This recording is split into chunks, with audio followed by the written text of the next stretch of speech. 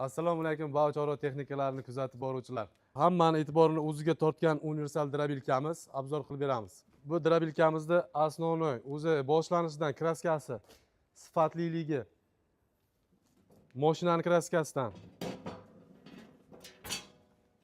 detallari qalinligi, temirlari mustahkamligi, tishlari kalyonniy 12 ta tishi bo'ladi. 8 ta malatoyi bo'ladi. Kalyonniy baquvvat tishlardan maxaviyga qalinligini ko'rsating. Mana shunaqa ko'rinishda. 8 kilo maxaviyda o'zi 8 kilo og'irligi. Setkalari to'rt xil. Setka katta, kichikroq. Bu qashay mahsulotiga, mana bu ikkitasi don mahsulotiga.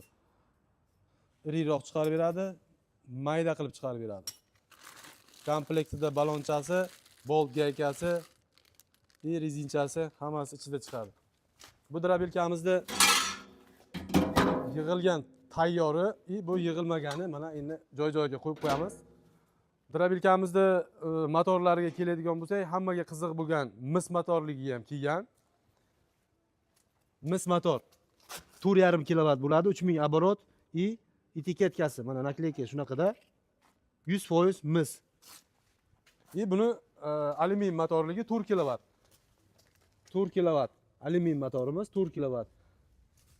Ikkovini turishi bir xil, motorda faqat farqi bor. 4 kilovat, 4,5 kilovat.